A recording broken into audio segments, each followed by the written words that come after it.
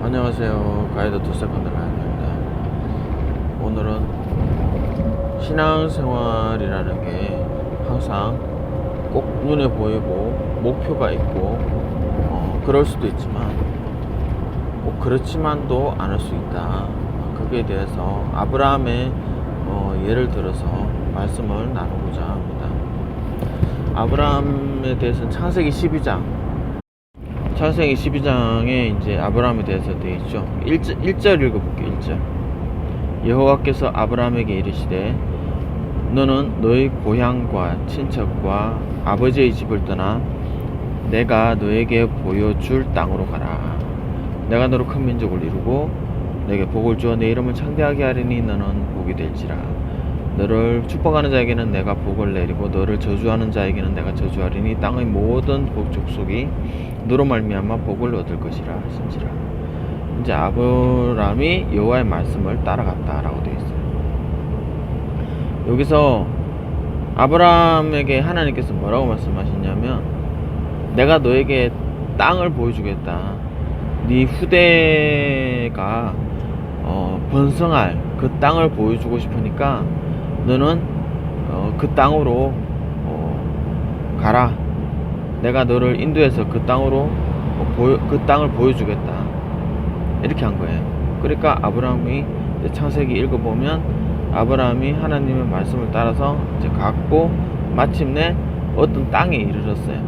그 어떤 땅이냐면 그때 그 당시에 가나안 족속들이 머무르던 땅이었어요. 6절에 보면은 아브라함이 그 땅을 지나 세겜 땅 모래 상수리 나무에 이르니 그때 가나안 사람이 그 땅에 거주하였더라.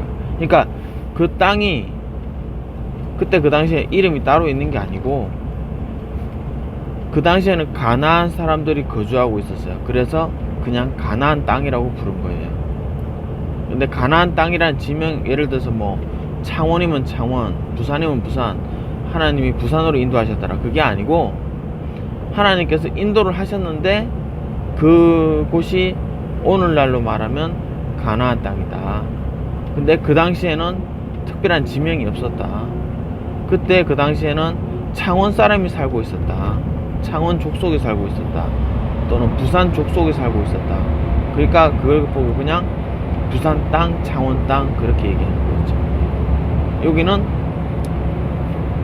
어떤 땅에 이르렀는데 그 땅이 가나안 사람들이 살고 있어서 가나안 땅이라고 부르는 거예요. 하지만 그 땅의 이름은 따로 없어요. 그리고 여기서 중요한 말이 자 여호와께서 7절이에요. 아브라함에게 나타나 이르시되 내가 이 땅을 너의 자손에게 주리라 하셨단 말이에요. 그러니까 아브라함 입장에서는 아직 이 가나안 사람들이 거주하는 이 땅은 내가 너에게 이 땅을 주리라. 너와 내 후손에게 이 땅을 주리라. 그랬으면 아브라함이 이거 내 땅이구나. 내가 이거 챙겨야 되는구나. 내가 이걸 사든지 빼앗든지 뭐 전쟁을 하든지 해서 이걸 내가 챙기라는 뜻이구나. 그렇게 해야 되는데 그게 아니고 뭐라고요? 너 후손에게 주겠다. 그렇게 하신 거예요. 그러니까 아브라함이 어떤 생각을 했을까? 저는 생각해 보니까 그렇구나. 이 땅 근처에 살고 있어야 되겠다. 이 약속이 이루어지려면은 이 땅 근처에 살고 있어야 되겠다. 꼭 내가 여기서 꼭 뿌리 받고 살아야 되겠다. 그런 개념이 아닐 수도 있는 거예요. 이제 그러다 보니까 이제 점점 기근이 심해질 때는 남쪽으로 점점 내려와 가지고 이집트 근처도 갔다가 이집트에 들어가서 그 안에 사라를 갖다가 바로의 궁으로 들이기도 하고 또 다시 그걸 찾기도 하고 그 다음에 이집트인 하갈을 데리고 다시 또 올라오기도 하고 애굽을 떠나기도 하고 그랬던 것 같아요. 내 후손에게 주리라 그랬으니까 꼭 그 땅에 머무르면서 그 땅을 꼭 이걸 굳게 내가 붙잡고 있어야 돼. 그런 개념은 아니었던 것 같다. 아직은 그렇게 추측을 합니다. 13장에도 이제 이집트에서 올라와서 다시 가나안 땅 근처로 와가지고 여기서 이제 또 은과 금과 또 양들이 풍부하니까 이제 롯의 목자와 아브라함의 목자가 서로 이렇게 물 가지고 이제 약간의 갈등이 있었어요. 그랬을 때 롯을 이제 소돔과 고모라 쪽으로 롯이 선택한 소돔과 고모라 쪽으로 보내주고, 그 다음에 이제 또 하나님께서 아브라함에게 나타나셔서 말씀하시는 장면입니다.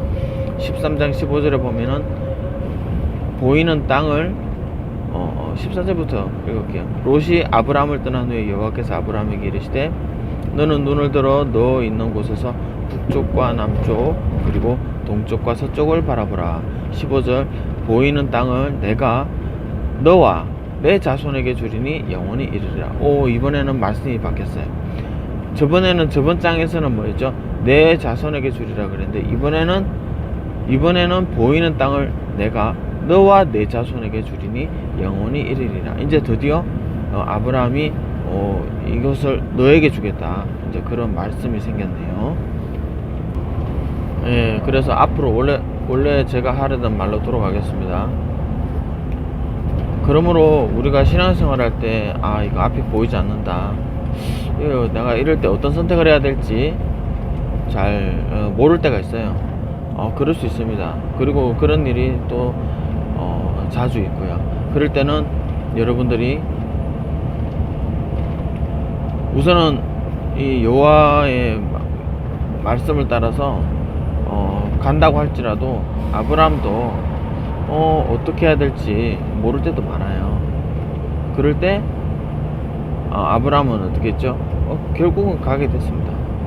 이집트로도 내려갔다가 올라갔다가 하면서도 결국은 하나님의 그 약속 안에 있었어요. 여러분들도 그렇게 저는 하면 된다고 생각합니다. 하나님의 약속은 어디에 있느냐? 예수 그리스도 안에 있죠. 그러니까 여러분들이 예수 그리스도 안에 있기로 계속 선택을 그렇게 하면 될 것 같고, 그것이 하나님이 기뻐하시는 거니까, 그죠? 그리고 또 그 예수 그리스도를 말미암아서 죄가 여러분에게 있지 않도록 하시고, 또 하나님의 성품을 알도록 하는 거, 알아가는 거, 저는 그게 좋다고 생각해요. 아브라함이 계속 제단을 쌓았다고 그랬죠. 제단을 쌓으면서 뭐라 그래요? 여호와의 이름을 불렀더라. 그게 뭐냐면, 제가 볼 때는 하나님의 그 성품, 하나님의 그 이름을 통해서 그 하나님이 어떤 분인지를 하나씩 알아가는 것 같아요. 예를 들어서 전능하신 하나님, 영생하시는 하나님, 생명을 주시는 하나님, 우리를 정결케 하시는 하나님, 능치 못함이 없는 하나님, 이런 여러 가지 준비하시는 하나님. 이렇게 아브라함은 그렇게 여호와의 이름을 불렀다. 그 말을 통해서 하나님에 대해서 점점 알아갔다.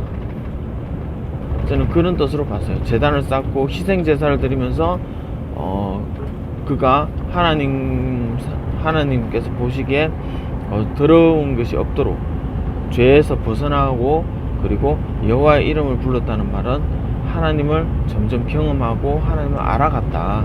그래서 아브라함이 제단을 세우고 제단을 쌓고 여호와의 이름을 불렀더라. 이 말은 곧 죄사함을 희생 제사를 드리고, 그래서 죄에서 떠나기를 원했고, 그리고 여호와의 이름을 불렀더라. 하나님을 알아가고 있었다. 하나님을 아는 것을 행동했다. 하나님 알기를 행동했다. 그러므로 이것은 정말 하나님의 의도에 맞는 삶이 아닌가. 하나님의 의도에 맞는 삶 속에서 꾸준히 하나님의 의도에 맞는 삶을 살면 결국 하나님께서는 여러분에게 약속의 말씀, 이미 성경에 있는 약속의 말씀, 또는 특별한 약속의 말씀 또한 주실 것이다. 저는 그렇게 생각을 합니다. 감사합니다.